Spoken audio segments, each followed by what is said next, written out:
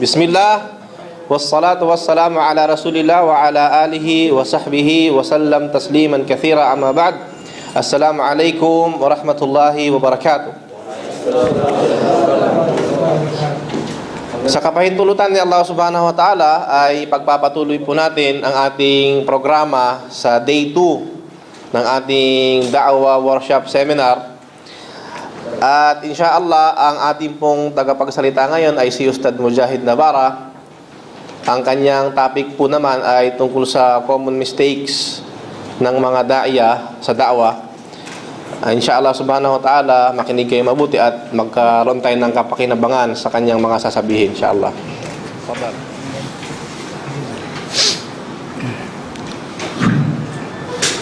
Gayahin natin yung mga tinuro ni Ustad Alzendri kahapon. Okay. Bismillah, alhamdulillah, salatu wassalamu ala rasulillah. Assalamualaikum warahmatullahi wabarakatuh. Bawal, oo. So, alhamdulillah, narito tayo ngayon para makapagbigay uli ng isang lecture. Para sa... Okay, andito sigurong lahat. Simulan na tayo. So, tayong mga tao ay nakakaunawa ng mga konsepto ng mga bagay-bagay sa pamagitan ng pag-unawa natin sa kahulugan ng mga salita o kaya mga terminolohiya.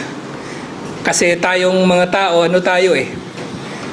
nakasalalay ang ating knowledge pagdating dun sa tinatawag nga na mga vocabulary. So naunawaan natin ang mga konsepto sa pamagitan ng pagbibigay natin ng mga pangalan dito. At naunawaan natin ang mga pangalan na ito sa kung anong kahulugan nila sa pamagitan ng pag-aaral nga sa kung anong mga tinutukoy dito. Pero higit nating maunawaan ang isang konsepto sa pamagitan ng pagkakaunawa natin hindi lamang sa kahulugan ng konsepto na yon, bagkus sa pagkaunawa din natin sa kabaligtaran ng konsepto na yon. Kaya nga, sa Islam, kung pinag-aaralan natin ang Islam at ang Iman, pinag-aaralan din natin ang kabaligtaran nito, ang kufur. Kung sa Islam, pinag-aaralan natin ang Tauhid, pinag-aaralan din natin ang kabaligtaran nito, ang Shirk, upang higit natin na maunawaan ang mga konsepto na ito. At dahil tayo ngayon ay narito upang mag-aral at makapagdagdag ng kaalaman at mga kasanayan sa pagiging higit na mabuting tagapagpalaganap ng Islam, higit na productive o higit na efficient sa ating mga gawain sa pamagitan nga ng ating mga lectures na kahapon natalakay natin, time management, mga self-development, public speaking. So tatalakayin din naman natin kung paanong nangyayari na ang isang da'iya o isang mangangaral ng Islam ay nagiging hindi effective sa kanyang larangan. At ito ay upang maiwasan natin. So itong lecture na ito, hindi ito bilang patama o parinig sa mga kapatid natin na nagkukulang. At hindi ko rin sinasabi na perpekto ako na daiya. Kundi ito ay isang uri ng pagpapaalala sa ating lahat at higit sa lahat ay para nga sa akin upang tayo ay maging mas epektibo sa pagpapalaganap natin ng ating dakilang profesyon na ito. Ang pagpapalaganap ng salita ni Allah subhanahu wa ta'ala. Alam niyo, nakakapagtaka nga na ang mga trabaho na secular o mga may kinalaman sa mga pangmundong mga bagay lamang, engineering, medicine, management, lagi silang merong mga dinadaluhan ng mga self-development training courses. Pero ang daiya na nagpapalaganap ng salita ni Allah subhanahu wa ta'ala, bihirang-bihira na nagkakaroon tayo ng mga ganitong pagkakataon. At ngayon nga, samantalahin natin inshallah ang pagkakataon na madiscuss natin ang mga kadahilanan o mga karaniwang pagkakamali ng isang mangangaral ng Islam sa kanyang profesyon. Una nating mababanggit sa mga kadalasang pagkakamali ng maraming mga daiya ay yung masyado nilang paggamit ng Biblia sa kanilang da'wa. Ang tinutukoy ko ditong masyado, yung hindi na nila nabibigyan ng pansin ang Quran at ang mga sinasabi sa mga hadith sa kanilang mga da'wa. Haharap sila sa isang hindi Muslim, sasabihin agad nila, sinungaling yung Bible mo o yung mga ganoong mga bagay. So ano ba dapat ang gagawin ng isang Muslim? O ano ba ang paniniwala ng isang Muslim pagdating sa ganitong usapin? Unang-una, hindi ko sinasabi na bawal o haram gamitin ang Biblia sa da'wa. Dahil sinabi ni Propeta Muhammad sallallahu alaihi wasallam, "Wahadithu an Bani Israel, wala haraj." Na magkwento kayo tungkol sa Bani Israel, sa angkan ng Israel. At walang problema dito. At ano ba ang batayan natin pagdating sa mga tala na mga kwento ukol sa angkan ng Israel? Ang Biblia. So pwede tayong mag-quote sa Bible. Pwede. Walang problema. Dahil kahit si Propeta Muhammad sallallahu alaihi wasallam, nababanggit niya yung mga kwento tungkol sa Bani Israel. Nababanggit niya. Pero syempre, dapat tayong magsimula sa kung ano yung dapat nating pagsimulan. Dahil nga ang da'wa ay isang uri ng obligasyon para sa atin. Ang da'wa ay isang uri ng gawaing obligado. Sinabi ng Allah subhanahu wa ta'ala sa Quran, "Waltakum minkum ummatun yad'una lil khair, ya'muruna bil ma'ruf wa yanhauna 'anil munkar, ulaika humul muflihun." Na magkaroon sa inyo ng grupo na mag-aanyaya tungo sa kabutihan at magbabawal sa kasamaan, at sila ang mga matagumpay. So dahil ang da'wa ay isang obligadong gawain, ang kahulugan nito, sino mang gumagawa nito, nagsasabuhay nito, ay mabibigyan ni Allah subhanahu wa ta'ala ng gantimpala. At tumatalikod dito, kung siya man ay magiging kabilang na sa mga tao na nandun siya sa mga pagkakataon na kailangan niya magdawa, siya ay magkakaroon ng kakulangan at maaaring siya ay nagkakaroon na ng kasalanan. At dahil sa ang dawa ay isang gawain na may tuturing nga natin na isang pagsamba, dapat nating itong gawin ng naayon sa sunnah ni Propeta Muhammad sallallahu alaihi wasallam. Dahil ang ating mga gawain nga ay meron dalawang kondisyon kung paano matatanggap o paano may tuturing na tama. Unang-una dito nga ay ang ikhlas na na-discuss kanina ni Ustad Ismail pagtapos ng Salatul Fajr. At ikalawa nga dito yung pagsunod natin sa sunnah ni Propeta Muhammad sallallahu alaihi wasallam. So sa ating da'wa, gagawin natin ang ating da'wa sa pamamaraan ni Propeta Muhammad sallallahu alaihi wasallam. So ano ba nangyayari sa maraming mga da'iya? Bakit nagiging problema nila ito? Itong masyado nilang pag-refer sa Biblia.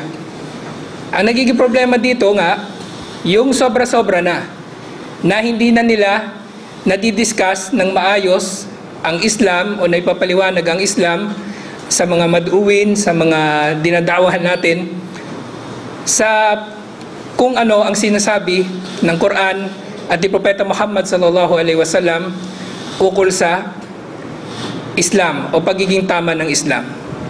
Maraming mga daiya kasi, banat lang sila ng banat sa kung ano mali sa Kristyanismo, pero hindi naman nila napapatunayan kung paano naging tama ang Islam.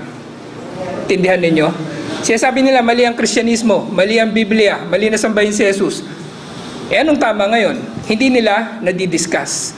So tayo, kung magsasabi tayo sa isang tao na mali ang ginagawa niya, sabihin natin kung ano yung tama. Sabihin natin kung ano yung tama. Kaya nga, ang amru bil ma'ruf wa nahy anil munkar, lagi ang binabanggit na magkasama. Mag-uutos ka ng kabutihan at magbabawal ka ng kasamaan. Magkasama yan. Hindi magbabawal ka ng magbabawal na hindi mo naman sinasabi kung ano yung tama. So paano natin masasabi na tama ang Islam? Hindi mo yan mapapatunayan sa pamagitan lang ng Biblia. Mapatunayan mo yan sa pamagitan ng paggamit ng mga aya mula sa Quran at sa hadith ni Propeta Muhammad sallallahu alaihi wasallam. At isa pang masamang resulta ng masyado nating pag-refer sa Bible, yung pakiramdam kasi ng isang tao na sa pamagitan ng masyadong pag-refer sa Bible, na hindi natin naiiwasan na siya ay no offend sa ating mga binabanggit. So tama na tukuyin natin kung anong mali. Pero dapat magkaroon tayo ng hikmah sa ating da'wa, unang-una. At ito yung pangalawang mababanggit ko, na pagkakamali ng marami sa mga da'iya pagdating sa da'wa, yung kawalan nila ng hikmah. Sinabi ni Allah subhanahu wa ta'ala sa Quran, "Ud'u ila sabili rabbika bil hikmah wa mau'izatil hasana wajadilhum billati hiya ahsan."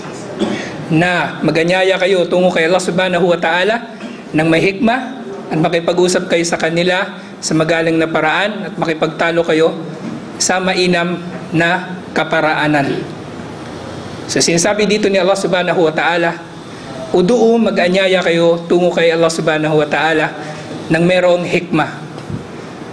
So malinaw na sinabi, kailangan merong hikmah. So ano ibig sabihin ng hikmah? Ang hikmah, pinapaliwanag ng mga scholar na ang paglalagay natin ng mga bagay-bagay sa tama niyang kinalalagyan. Paglalagay natin ng mga bagay-bagay sa tama niyang kinalalagyan. Ibig sabihin, sa pagharap natin sa tao, tutukuyin natin kung sino siya at ano ba ang kailangan niya at kung paanong approach ang gagawin natin sa kanya. Natukoy kahapon ng isa sa mga lecturers natin na iba-iba ang mga tao. At natural, iba-iba ang mga approach natin sa kanila. Iba ang approach natin sa tao na intelektual, iba ang approach natin pagdating sa mga tao na medyo mababa ang kanilang pinag-aralan, iba din ang approach natin sa tao na may alam sa Biblia, sa walang Biblia. Marami tayong i-consider. Dahil kailangan natin na gagawin ang kung ano yung tama nating gawin. Okay? So time management ulit. So doing things or doing the right things over doing things right.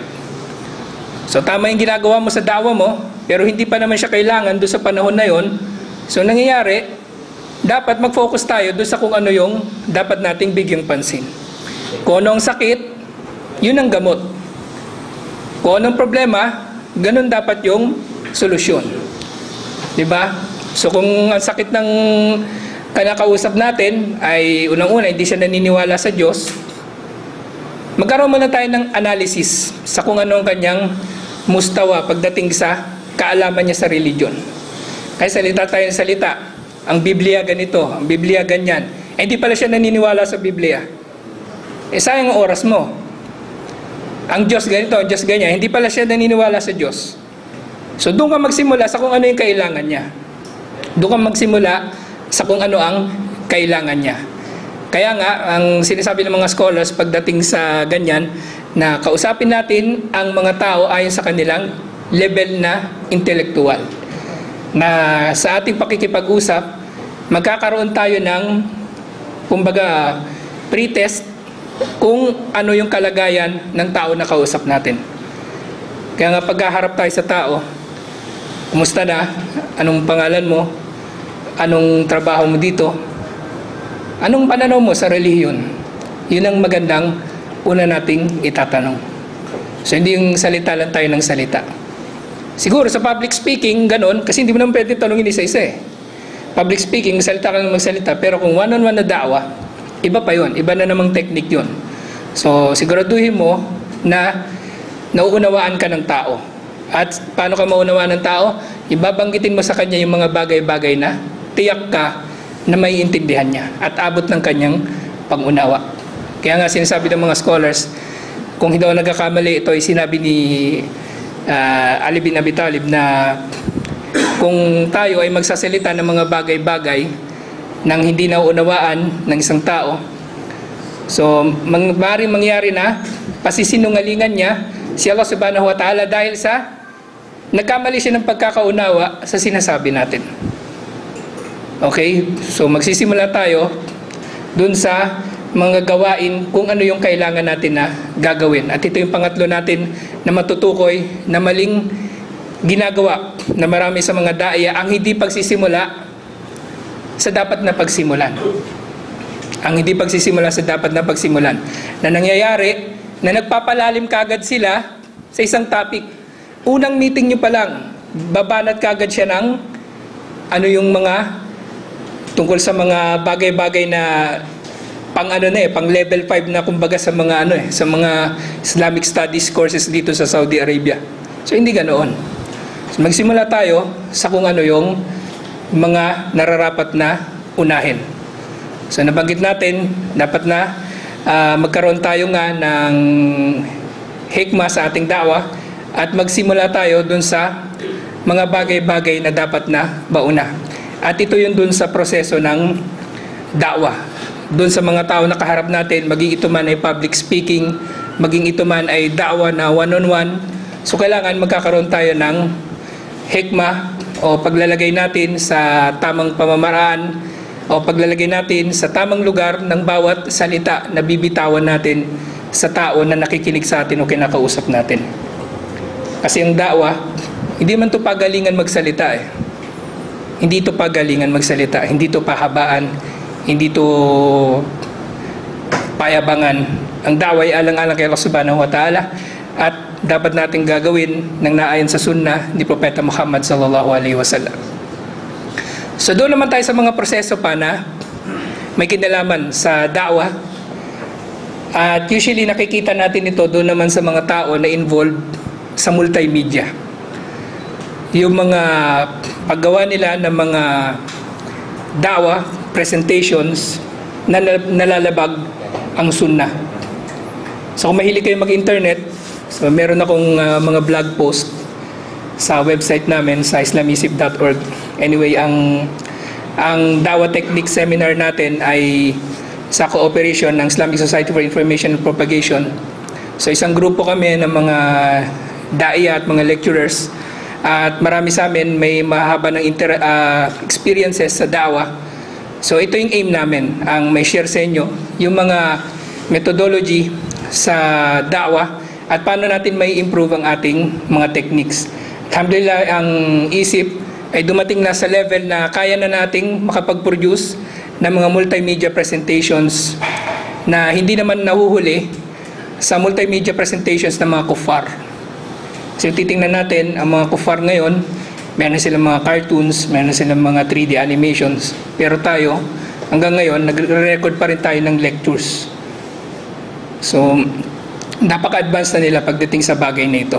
So may mga tao daw humahabol doon sa da'wah presentations. Alhamdulillah, may mga magaganda silang mga productions na talaga namang ginagastusan nila at jazakumullahu khairan sa kanilang mga efforts. Pero nangyayari na nag-incorporate sila doon sa mga da'wah presentations nila ng mga bagay-bagay na hindi na naayon sa sunnah at hindi dapat gawin ng isang da'ya.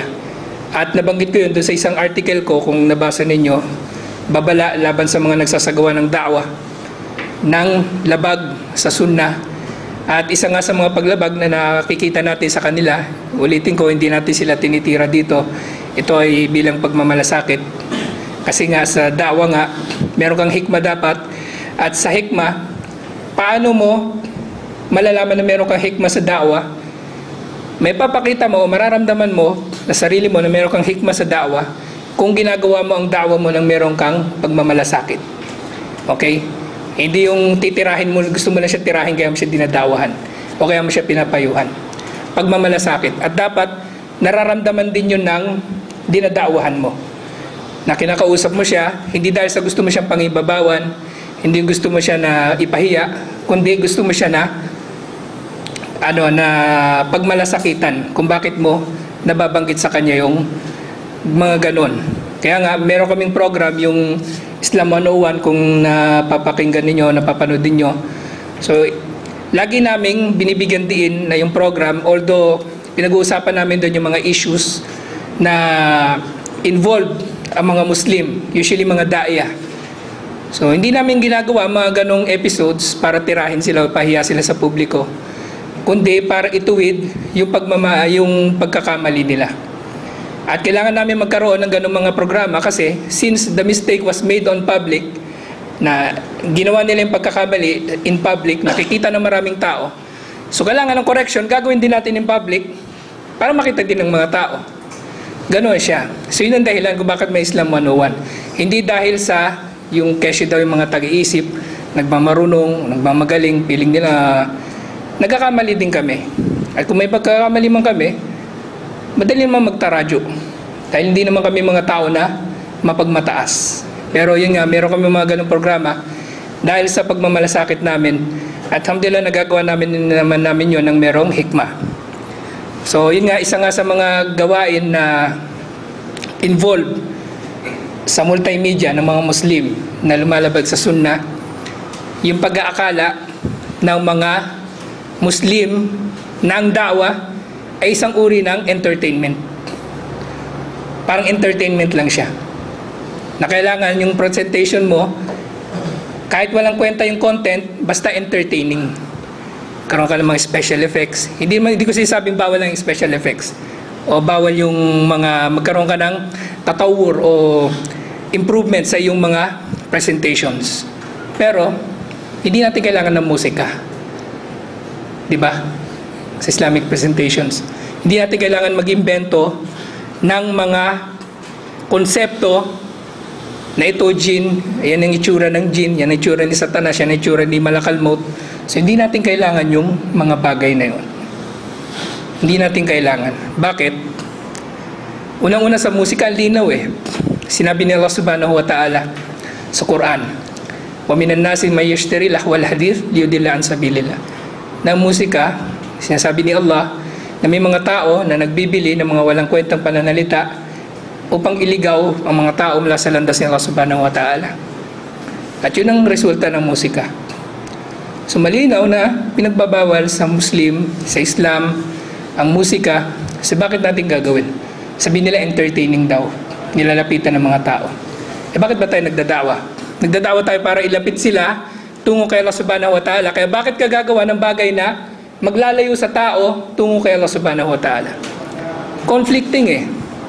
Ang interest mo, makuha yung mga tao palapit sa'yo, pero gumagamit ka ng bagay na haram.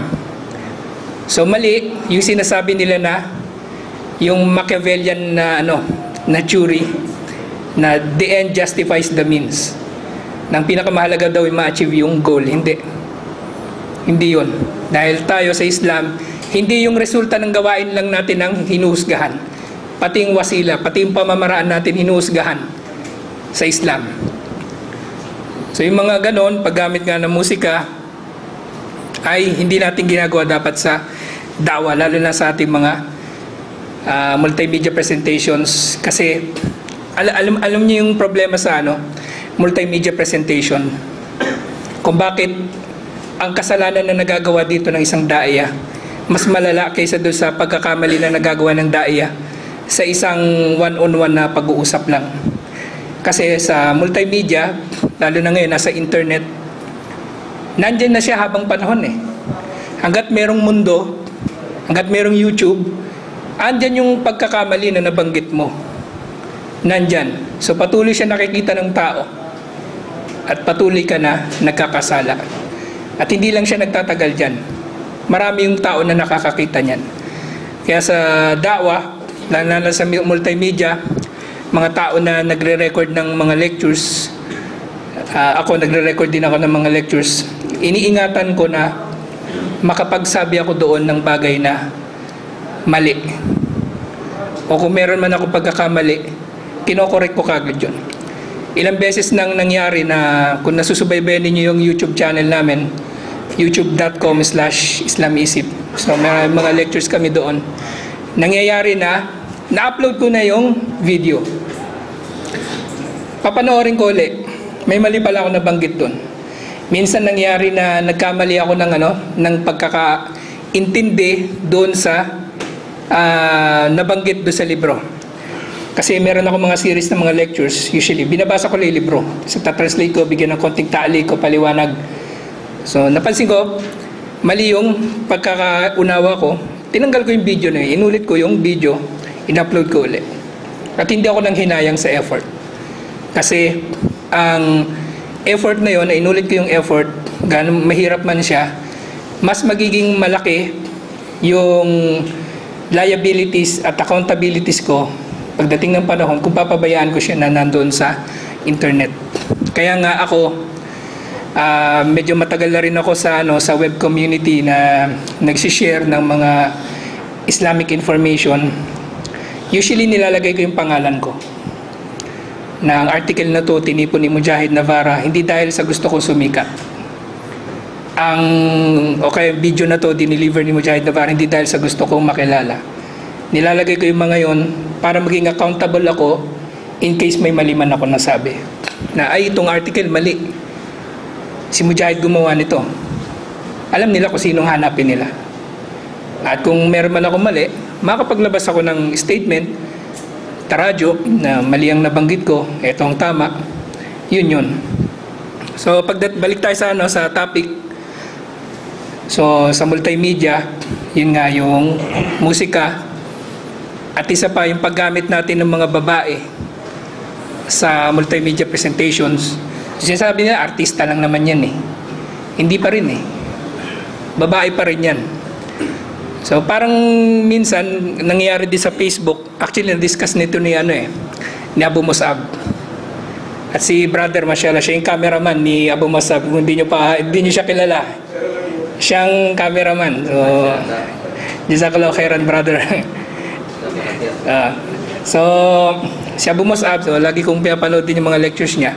So nabanggit din niya na minsan may mga tao na magpo-post ng mga picture sa Facebook ng mga bagay-bagay na haram o bilang da'wa, pero nilalagay nila doon yung sample ng isang haram, tulad ng yung binigay niya sample, yung babae na nakahijab nga pero sexy naman yung damit. So sinabi niya, hindi pa rin natin ginagawa yon kasi nga paglalagay natin ng ganong klase ng haram din kasi nga babae na sexy, nakasuot ng sexy, although mabuti ang intention natin, ang wasila natin ay hindi naging maganda. Yung pamaraan natin ay hindi naging maganda. So dapat din nating i-correct yung ganoon. At siguro, huling mababanggit ko, kasi gusto kong paiksiin tong lecture na ito kasi na-late tayo ng 15 minutes eh. So hindi ko na kukunin yung buong 45 minutes na lecture para maka-accommodate pa tayo ng iba pa natin mga activities. Anyway, kung may mga questions kayo, gusto ninyo ng clarifications sa mga topics na lecture ko, pwede ninyo makontak. 24 hours ako online. Okay? 24 hours ako online. So sa Facebook, parang kami, yung yung parang tawag doon? Hindi self-service eh. Ano ba yun? Yung self-designated Facebook police. So, binabantayan namin yung mga wall, titingnan namin yung mga nakalagay doon. Bantay FB, ganun. Kung meron kami nakikitang mali, tinitira namin. Kino-question namin. So, ngayon, hindi ko na ginagamit yung yung account ko kasi feeling ko parang masyado na akong overexposed. So meron akong ibang account na ginagamit, although siya legitimate. So the same na trabaho. Okay, so isang mababanggit ko na maling pagkakamali ng maraming mga daiya. So wala na tong kinalaman sa proseso. Doon tayo sa ugat kung bakit nagkakaroon ng mga pagkakamali. At ito yung pagtalikod ng daiya sa pag-aaral. Marami tayong mga kilalang mga daiya na lalakas ng loob nila na magsalita ukol sa mga bagay-bagay. Magagaling sila magsalita. Pero nagkakamali sila sa maraming mga bagay kasi nga, in the first place, hindi nila alam kung ano pala yung tama at kung ano yung mali sa da'wa. At bakit mahalaga para sa isang daiya na magkaroon ng kaalaman? Kasi tayong mga daiya, nabanggit kagabi, na ang profession natin ang pinakamarangal sa lahat. Dahil tayo ang nagsasabuhay ng profession ng mga propeta, ang magpalaganap ng Islam. Kapag ang isang daiya ay nakagawa ng kasalanan o pagkakamali, ang kasalanan niya na yun ng pagkakamali ay hindi katulad ng kasalanan o pagkakamali ng pangkaraniwang tao. Hindi siya katulad ng pagkakamali o kasalanan ng pangkaraniwang tao. Kasi nga, tayo, bilang mga daiya, meron tayong meron tayong kumbaga na inherent na charisma na papanoorin tayo ng mga tao at gagayahin tayo. Na marami sa mga tao, kinukuha nila tayo para maging mga modelo nila sa mga gawain. So, higit tayo dapat na nag-iingat pagdating sa mga gawain natin na tayo hindi nagkakamali o hindi na-expose ang ating mga pagkukulang. Lalong-lalo na dun sa da'wa. So maraming mga tao, maraming mga daiya, tanungin nyo sila tungkol sa Bible, pag-lecture nyo sila tungkol sa Bible, nagagawa nila. Pero pagturuin nyo sila ng wudu, pagturuin nyo sila ng sala, hindi nila kaya. Pagbasahin nyo sila ng Quran, hindi nila kaya. Ano mo mas dapat natin binabasa, di ba? Yung Quran o yung Bible? Yung Quran. Pero mas kabisado pa nila yung Bible eh. Matthew ganito, Lucas ganito. Ano sinabi ni Allah tungkol sa pagiging tama ng Islam? Ano ba yung ayah? Hindi nila alam. Kahit inna dina dalal Islam, hindi nila masabi. Minsan lakas pa ang loob eh. Kunwari marunong mag-Arabic. Ano ba yun? Yung lagi marami mga daya nagkakamali ng pronunciation. Al-yawma akmaltu lakum dinakum wa atmamtu alaykum ni'mati wa raditu lakumul Islam Madinan ang pronunciation nila. Islam Madina. Ano yun? Saan galing yun? Makkah, Madina. So kasi nga, hindi siya nag-aaral, nagkakaroon ng mga ganitong mga simple pagkakamali na naging katawa-tawa na supposedly unbecoming para sa kanila. At kung hindi nag-aaral yung mga tao nga o yung ibang mga daya, isa sa mga subject na pinaka-nanineglect ng marami mga daya, at take note, yung pag-aaral ng wikang Arabic.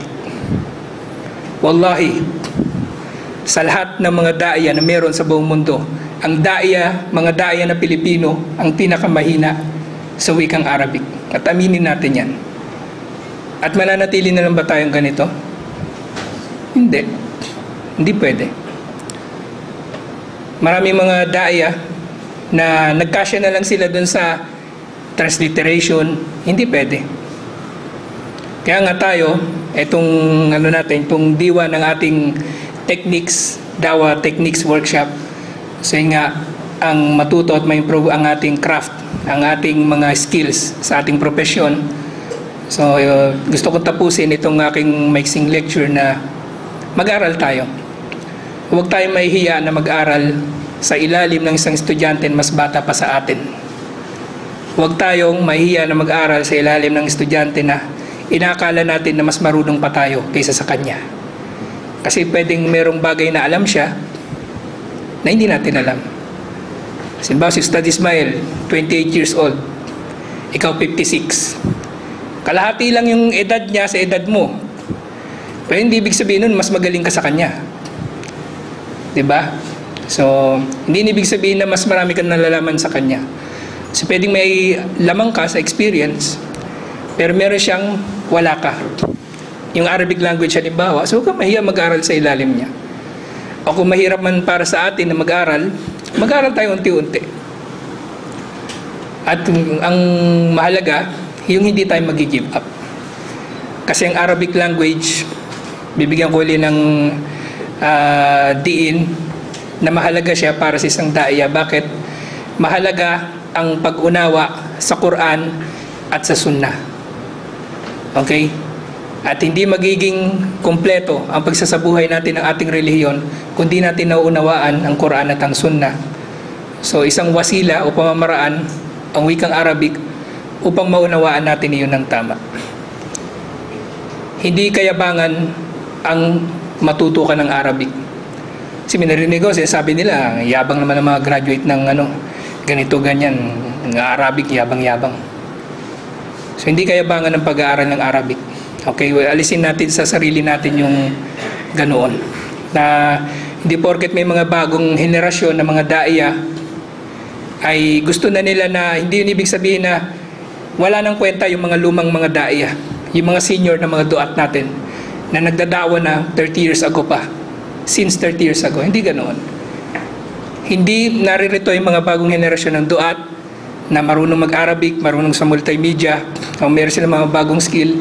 Hindi sila naririyan para pangibabawan yung mga lumang mga duat. At gusto kong bigyang diin ito dahil lahat kami, saludo kami sa mga lumang mga duat. So, maaaring meron kami lamang sa kanila, pero meron din silang lamang sa amin. At meron kami natututunan sa kanila at inshallah meron din silang matututunan sa amin. At hanggang dito na lamang. Assalamualaikum warahmatullahi wabarakatuh.